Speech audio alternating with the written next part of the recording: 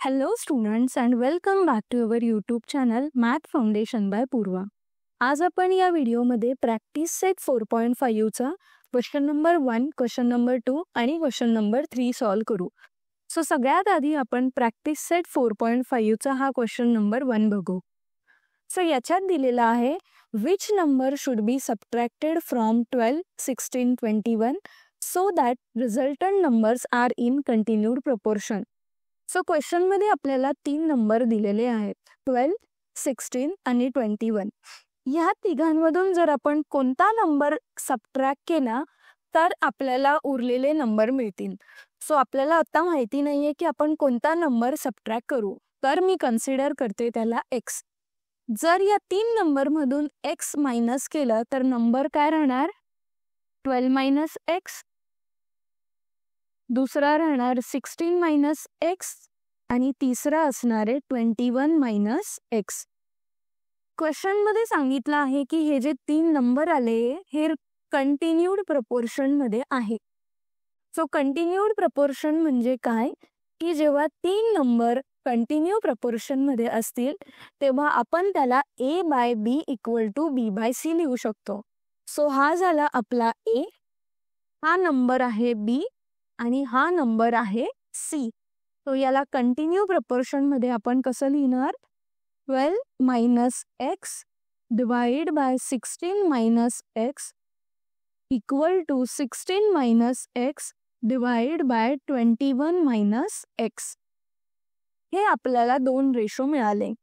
तर याला सॉल्व करण्यासाठी आपण डिव्हिडेंडो रूलचा वापर करू.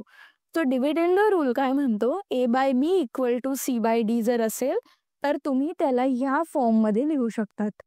सो याच्यात हा झाला a, हा झाला b, याला आपण c म्हणू आणि याला आपण d म्हणू. सो ह्या रेशोला आपल्याला आता ह्या फॉर्म मध्ये लिहायचंय. सो आपण याला आता लिहू. सो a आहे 12 minus x minus 16 minus x divide by 16 minus x. ह्या साईडला आलं 16 minus x minus 21 minus x divide by 21 minus x. याला सॉल्व करू आता आपण. सो वर येणार 12 minus x minus 16 plus x आणि खाली डिनॉमिनेटर तसाच झाला. इथं येणार 16 minus x minus 21 plus x, खाली आलं 21 मायनस x. सो आता इथला x कट झाला, सेम दोघं x कट झाले, व्हॅल्यू उरल्या 12 minus 16 divide by 16 minus x. ह्या साईडला व्हॅल्यू उरल्या 16 minus 21 divide by 21 minus x. So simple solve केल्यावर आपल्याला हे इक्वेशन मिळालेलं आहे. सो आता अशा टाईपचं इक्वेशन सॉल्व करण्यासाठी आपल्याला क्रॉस मल्टिप्लिकेशन करावं लागेल. सो इथं येणार -4 multiplied by 21 minus x equal to -5 multiplied by 16 minus x. So हे इक्वेशन आपण सॉल्व करू आता. हो, मायनस आणि मायनस सगळ्यात आधी तर कट झालं.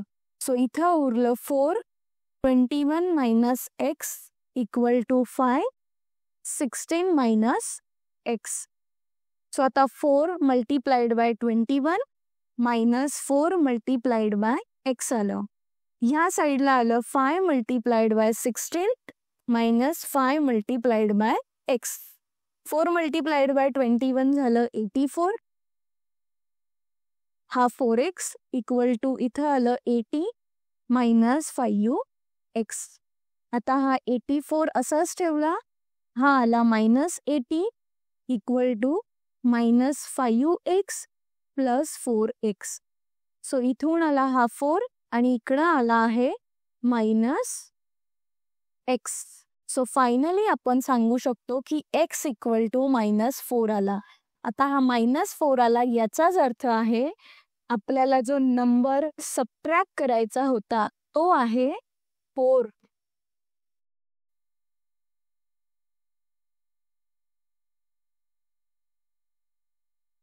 म्हणून आपल्याला इथं -4 मिळालेला आहे. सो हेन्स आपण काय लिहिलं की नंबर सबट्रॅक्टेड इज 4 आणि हेच आपल्याला ह्या क्वेश्चन मध्ये विचारलेलं होतं. आता आपण बघूयात प्रॅक्टिस सेट 4.5 चा क्वेश्चन नंबर 2. क्वेश्चन नंबर 2 मध्ये दिलेलं आहे if 28 minus x is the mean proportion of 23 minus x and 19 minus x, then find the value of x. So आपल्याला जेव्हा मीन प्रपोर्शनचे प्रॉब्लेम येतात तेव्हा आपल्याला एक फॉर्म्युला माहिती आहे. तो काय आहे? If B is known as mean proportion of A and C, then A multiplied by C equal to B square. हा फॉर्म्युला आपल्याला माहिती. आता आपल्याला क्वेश्चन मधून ए, बी आणि सी शोधायचा आहे. सो ही जी व्हॅल्यू आहे ही मीन प्रपोर्शन आहे आणि जे मीन प्रपोर्शन असतं त्याला म्हणतात B. B mean proportion of A and C. So इथं ए, बी आणि सी ची व्हॅल्यू मिळाली आहे. या 3 व्हॅल्यू आपण इक्वेशन मध्ये टाकणार. सो इथं काय येणार? A equal to 23 minus X multiplied by C आलं 19 minus X equal to B square काय आहे? 28 मायनस एक्सचा स्क्वेअर. सो हे इक्वेशन आपल्याला मिळालंय. आता हे इक्वेशन आपण एक एक करून सॉल्व करू. सगळ्यात आधी या 23 ने ह्या ब्रॅकेटला मल्टिप्लाय करणार. सो आपण ते मल्टिप्लाय करून घेतलं. आता या मायनस एक्स ने ह्या ब्रॅकेटला मल्टिप्लाय करणार. ह्या साईडला आहे ए मायनस बी चा स्क्वेअर. सो ए मायनस बी चा स्क्वेअरचा फॉर्म्युला आहे ए स्क्वेअर मायनस 2ab प्लस बी स्क्वेअर. हा फॉर्म्युला ए मायनस बी स्क्वेअरचा आहे, ज्याच्यात मी याला ए मानलं आणि याला बी मानलेलं आहे. सो आता 23 ने परत ह्या एक एक टर्मला मल्टिप्लाय करू. सो इथं येणार 23 multiplied by 19 minus 23 multiplied by x. हा झाला मायनस. याच्यामध्ये आलं x multiplied bye 19 minus X multiplied bye minus x. So हा मधला मायनस एक्स इथं राहिलाय इक्वल टू 28 चा स्क्वेअर होतो 784 प्लस 56x. सॉरी, इथं आला मायनस 56x. आधी याला रब करू. बघा, अशा टाईपचे प्रॉब्लेम सॉल्व करताना तुम्हाला खूप लक्ष द्यावं लागतं की कोणतीही साईन चुकायला नको. जर साईन आपली चुकली म्हणजे आपला पूर्ण प्रॉब्लेमचं सोल्युशन चुकलं. सो हे झालं मायनस 56x आणि प्लस एक्स स्क्वेअर. नॉर्मली आता 23 multiplied by 19 437 minus 23x minus 19x आणि हा झाला plus X square equal to 784 minus 56x plus X square. So आता तुम्ही म्हणाल मॅम तुम्ही इतक्या लवकर कसं काय कॅल्क्युलेशन करताय? मी ऑलरेडी माझ्या नोटबुकवर एक एक कॅल्क्युलेशन करून ठेवते, कारण जर मी इथं हे मल्टिप्लिकेशन करायला गेली तर हा व्हिडिओ 2 तास चालेल मग, आणि तेवढा वेळ कशाला वाया घालायचा तुमचा, बरोबर? सो म्हणून मी हे सगळे कॅल्क्युलेशन आधीच करून ठेवते. आता आपण काय करू, इक्वल टूच्या नंतरचे सगळे टर्म याला ह्या साईडला घेऊ.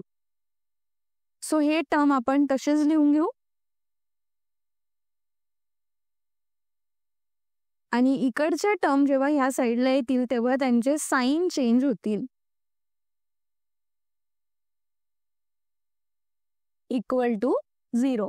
आता जे जे सेम टाईपचे टर्म आहे त्यांना आपण एकत्र लिहू. इथं आलं 437 मायनस 784. हा एक्स वाले जे हे 3 टर्म आहे यांना आता आपण एकत्र लिहू. Minus 23x minus 19x plus 56x आणि हे एक्स स्क्वेअर वाले जे 2 टर्म आहे त्यांना आपण एकत्र लिहिलं. इक्वल टू आलं 0. सो आता ह्या दोघांचं कॅल्क्युलेशन केलं तर ते येतं मायनस 347. यांचं कॅल्क्युलेशन केलं मायनस 23 मायनस 19 तर येतं ते मायनस 42x आणि हा प्लस 56x आपण तसाच लिहिला. कॅल्क्युलेशन फक्त या दोघांचं केलेलं होतं आपण आणि plus X square minus x square काय होणार आहे 0. सो ती व्हॅल्यू तर गेली. आता इथं आलं मायनस 347. या दोघांचं कॅल्क्युलेशन होतं 14x इक्वल टू 0. आता 14x इक्वल टू काय येणार मग 347. सो हे आलं आपल्याकडे 14x equal to 347. So x ची व्हॅल्यू काढण्यासाठी आपल्याला काय करावं लागेल, या 14ला ह्या साईडला पाठवावं लागणार आहे. सो तो जाणार डिवाइड मध्ये आणि हे आलं आपली x ची व्हॅल्यू. कारण 14 ने 347ला मल्टिप्लाय होत नाही म्हणून इथं आपण x ची व्हॅल्यू मिळाली. सो अशा पद्धतीने आपण हा प्रॉब्लेम सॉल्व्ह केलेला आहे. याच्यात फक्त एक गोष्ट लक्षात ठेवायची की तुम्ही जेव्हा एक एक स्टेप करताय तेव्हा ती स्टेप खूप व्यवस्थितपणे बघायची आणि दुसरी गोष्ट साइन चेक करायची. साइन खूप इम्पॉर्टंट आहे. त्याच्याने एक तर तुमचा पूर्ण मार्क्स मिळतील नाही तर तुम्हाला 0 मार्क्स मिळेल. मध्ये काहीच नसतं त्याच्या. नेक्स्ट आपण सॉल्व्ह करणार आहोत प्रॅक्टिस सेट 4.5चा क्वेश्चन नंबर 3. क्वेश्चन नंबर 3 मध्ये दिलेला आहे 3 numbers are in continued proportion whose mean proportion is 12 and the sum of remaining 2 number is 26. Then find these 3 numbers. Question मध्ये आपल्याला मीन प्रपोर्शन किंवा कंटिन्यूड प्रपोर्शन बद्दल सांगितलंय. सो आपल्याला ऑलरेडी माहिती आहे की जेव्हा आपण कंटिन्यूड प्रपोर्शन येतो तेव्हा आपल्याकडे 3 नंबर्स असतात. कोणते 3 नंबर असतात? A, B आणि C. आणि डेफिनेशन काय आहे? If B is known as mean proportion of A and C, then A multiplied by C equal to B square. ही आहे. क्वेश्चन मध्ये सांगितलं आहे की मीन प्रपोर्शन 12 आहे. जर मीन प्रपोर्शन 12 असेल तर ही व्हॅल्यू कोणाची झाली? B ची. सो इथं आलं B इक्वल टू 12. आता B इक्वल टू 12 जर व्हॅल्यू आपल्याला मिळाली ती ही व्हॅल्यू आपण या इक्वेशन मध्ये पुट करणार. सो आपल्याला काय मिळालं मग? A multiplied by C equal to 12 square आणि A multiplied by C equal to 12 square होतो 144. हे झालं इक्वेशन नंबर 1. दुसरं क्वेश्चन मध्ये सांगितलं होतं की सम ऑफ रिमेनिंग 2 नंबर इज 26. आता 2 नंबर कोणते उरले? A आणि C. कारण B बद्दल त्यांनी सांगितलं, मग उरलं काय? A आणि C. ह्या दोघांची सम केली तर ती येते 26. आता इथून आपण A काढू शकतो. A काढण्यासाठी C ला आपल्याला ह्या साईडला पाठवावं लागेल. तो इथं उरणार A equal to 26 minus C. हा झाला इक्वेशन नंबर 2. तो आपल्याकडे 2 इक्वेशन आले, इक्वेशन 1 आणि इक्वेशन 2. तो आपण काय करू, ही A ची व्हॅल्यू जी आपल्याला इथं मिळाली आहे हिचा वापर करून इक्वेशन 1 सॉल्व करू. So put value of A in equation number 1. So इथं काय येणार मग? A multiplied by C equal to 124 लिहिलं. A च्या जागी आपण टाकू 26 minus C multiplied by C equal to 144. आता मल्टिप्लाय करू. 26 multiplied by C minus C multiplied by C equal to 144. Solve करा याला. सो हे मिळेल आपल्याला. आता ह्या 144ला पण आपण ह्या साईडला घेऊन येऊ. तर बाकीच्या व्हॅल्यूज मी तसंच ठेवलं. याची साईन पॉझिटिव्ह होती, इथं येताना ती झाली निगेटिव्ह.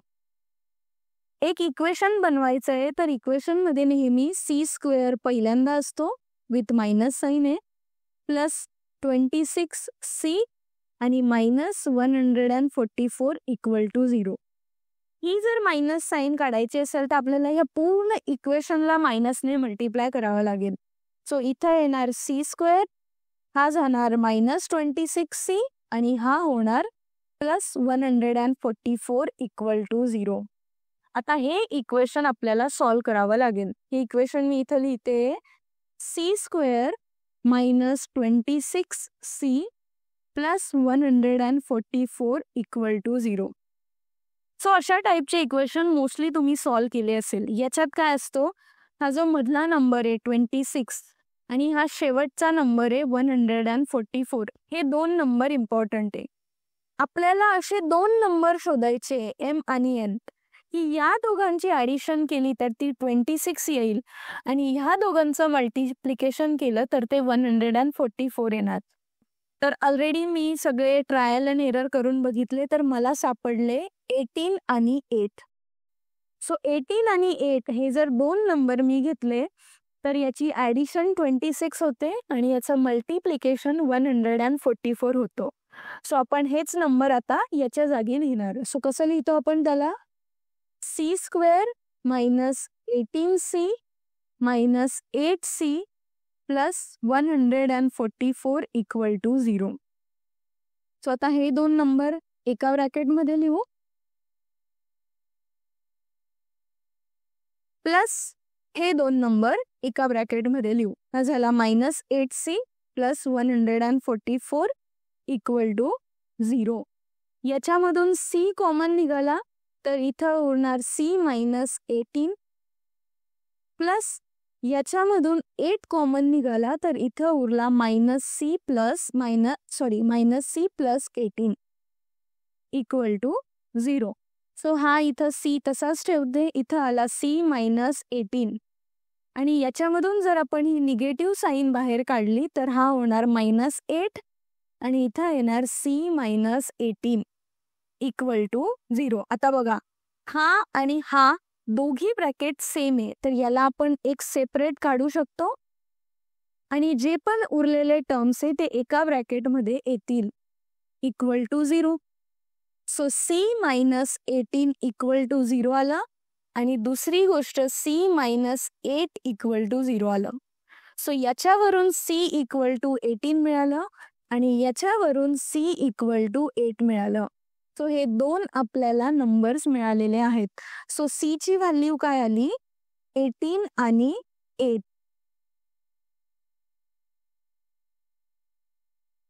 ठीक आहे. सो आपल्याकडे b इक्वल टू 12 आहे, c इक्वल टू 18 आणि 8 आहे. आता उरलं काय, फक्त a काढायसाठी आपल्याला इक्वेशन 2 माहितीच आहे. इक्वेशन 2 मध्ये काय होतं, a equal to 26 minus c. So सगळ्यात आधी आपण करू पुट c इक्वल टू 18. तर a ची व्हॅल्यू काय येणार मग, 26 minus 18 which is equal to 26 मधून 18 जर मायनस केले तर त्याचा आन्सर येतो 8. दुसरी गोष्ट आपण काय करणार, पुट c इक्वल टू 8, कारण 2 नंबर आहे. आता c इक्वल टू 8 जर टाकलं तर a इक्वल टू काय येणार मग, 26 minus 8 which is equal to 18. So आता नंबर्स काय झाले आपल्याकडे, नंबर्स आर a, b आणि c आहे, ज्याच्यामध्ये a ची व्हॅल्यू आली 8 तर b आहे 12 आणि c आहे 18. जर a ची व्हॅल्यू 18 टाकली तर b आहे 12 आणि c आहे 8. हे 2 नंबर्सचे आपल्याला सेट मिळालेले आहेत आणि अशा पद्धतीने आपण हा प्रॉब्लेम सॉल्व्ह केलेला आहे. व्हिडिओ आवडला असेल तर याला लाईक करा, चॅनलला सबस्क्राईब करा आणि आपल्या फ्रेंड्स सोबत सुद्धा हे व्हिडिओज शेअर करा.